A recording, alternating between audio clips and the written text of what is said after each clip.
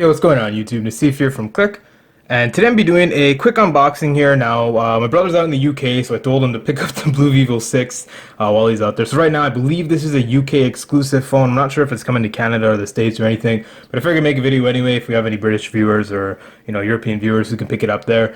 It is what it is. So if you want to pick this one up, you got to go to amazon.co.uk, sign in there or whatever, buy the phone there. Price-wise, I think it's the equivalent of about $400, give or take. So it's basically about the same price as the Pure XR, maybe a little bit cheaper, maybe by a couple dollars in Canadian anyway. So it is what it is. Just a note, the box did come a little bit scratched and dinged up, so I did before I got all excited, and my brother got all excited. We opened up the box beforehand just to make sure the phone and everything is a-okay and there's no issues with it. So it has been opened, but I didn't really play with the phone or anything. Just kind of took the stuff out, made sure everything's okay, and we went put it back in. So just a note there. In terms of the box, you have a nice gold box here because I guess it's the gold color. We have Blu Vivo 6 on the front here. Along the side, bold like us.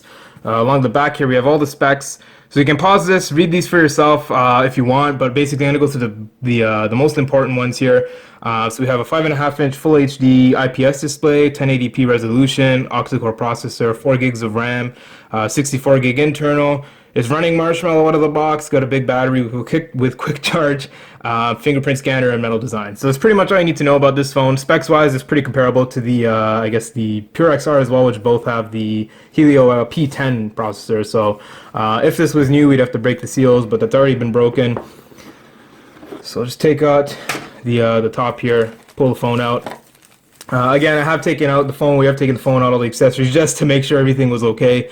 So I'll power it on while we're waiting here. So your typical blue load up screen. So I'll put that aside.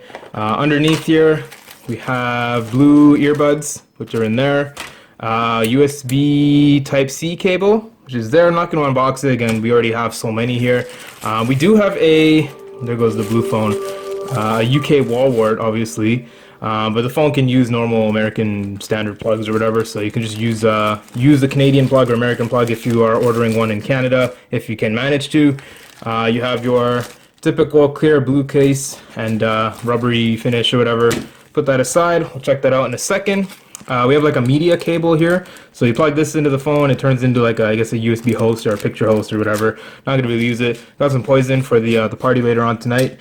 We have some Imei information here, which we're going to try not show. We do have a SIM tool here. We have startup menu or startup book or whatever. If you need help, go to the Blue website. They're not very much any help ever. It is what it is. We have dual SIM installation guide, don't need it. And we have the Blu Vivo 6 quick guide, don't need that. And also comes with a plastic screen protector. Don't really need to open it because the phone actually has one installed already. So we'll take a look at that in a second. So we'll throw all this stuff back in. As I always say, we'll put the poison back in for now. You always want to keep this stuff kind of unopened if you can, untouched, just for resale value. I mean, not that I'm ever going to resell the blue or get rid of it or whatever. Mostly because blue phones usually don't sell on like Kijiji and stuff like that. But it is what it is. For like iPhones and stuff, it's good to keep your accessories and whatnot, what is it called, like wrapped and sealed. Increases the value of your phone by quite a bit. So first things first, we'll take a look at the phone. I'm just going to quickly breeze through the setup menu here. Typical blue Android setup menu, so we'll skip Wi-Fi setup. We don't want to set any of this up right now. We'll do the fingerprint though. So let's see here, we'll go with a pin. Actually no, we'll go with a pattern. Don't need the pin to start the device. Nice and simple. Done and done. Sure thing. And we'll check out the fingerprint scanner now. So this one actually feels a lot better than the Pure XR fingerprint scanner. And I don't know if you guys saw the Pure XR unboxing video. I had a little bit of an issue with the XR's like scanner. The way it was built, it was really rattly. Because it touched the sensor to wake the phone, sure thing. It was really rattly. Like even if you just touch the button here, it was very, very rattly. I don't know why. I had 2 units come in, same problem. So it is what it is. We'll actually turn the brightness down a little bit here. So the button here, nice and clicky, no issues with it. You don't have force touch here like you do on you have on the Pure XR. But the display is nice, IPS display. The button's fantastic. Again, Blue. You guys gotta make these capacitive buttons on the bottom here. I can't see these in the dark. It is what it is. But again, you can't see them in the dark, and it would just be nice to have lights on the buttons. Like, how hard could it be? So let's see if anything we can clear. Nothing. In terms of software, again, pretty much stock Blue, stock Android going on here. Notification shade, nothing there. You have your quick toggles on the bottom here. You have more there. You can select them, move them around, and whatever. So typical stuff like iOS. You have a brightness slider, torch, which turns the flash on. Typical stuff, vibration, sound, rotate screen, whatever. In terms of just initial impressions of how it's running and how smooth it is, fantastic. There's no issues with this thing. I haven't had a lick of lag so far, you guys can see. We're going through all kinds of different apps here. Nice and quick loading them up. Animations are nice and smooth. And apps that are already open should, wow, pretty much instant. So this is actually one of the most smooth Blue phones I've seen in a while. And I like what Blue's doing here. I will have a video up about Blue and what they're doing with their company and whatnot and their stuff. So it is what it is. We'll take a quick walkthrough through the phone here. So we have the camera on the front here. We have a sensor here, or it could be reversed. Don't know. We have the I guess the headset speaker there for taking calls. However, you guys can see there is a plastic screen protector already installed. It went on pretty flawlessly. So shout out to Blue. They gave us one already installed and gave an extra one in the box. Went on pretty nice. Not going to bother taking it off. Capacitive buttons on the bottom and a fingerprint scanner, which doubles as the home button. And I guess you got to click the button to, pretty sure it said you could just rest your finger on it, but oh well. I guess you got to click the button to activate the scanner. But in terms of accuracy and speed, it's pretty quick. Fingers on, click the button. It's like a Samsung, basically. Click it, finger on, unlocked. You have the volume rockers here, which are split ever so slightly. They look like they're the same button, but they have a little notch in there, which is a nice touch. And then the power button is slightly different textured than the volume buttons there.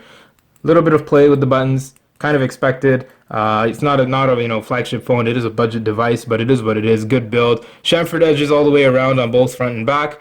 You have a very, I'll turn the screen off here. We have a very HTC looking back here. So you got the camera on the back, LED flash, microphone, Blue logo.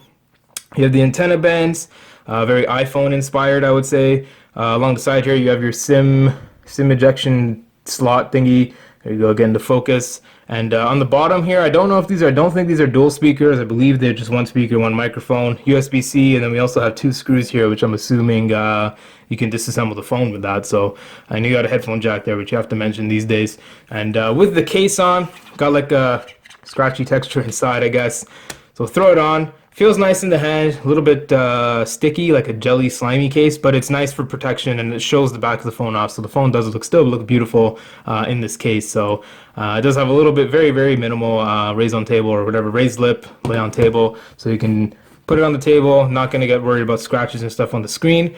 So overall, first impressions, very nice build, very nice and fast phone. Hopefully they keep it updated with Nougat. Supposedly they are. So this is pretty much it for the unboxing, guys. Just wanted to show you guys the Blu Vivo 6. I'll probably try and get I guess the first impressions video out ASAP, and sorry, I'm just looking here. It looks like there's a bubble in the screen protector. Nope, I'm just seeing things. So I'm going to try and get first impressions video out and get a full review out in the next couple weeks.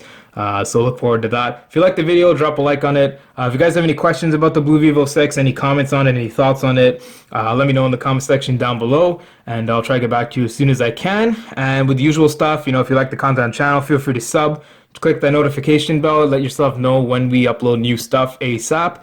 And thanks again, guys, for all the support. We're almost at 700 subs, so that's awesome. So again, thank you guys so much for watching. This has been Nasif from Click, and I'll talk to you guys in the next video. I'm out.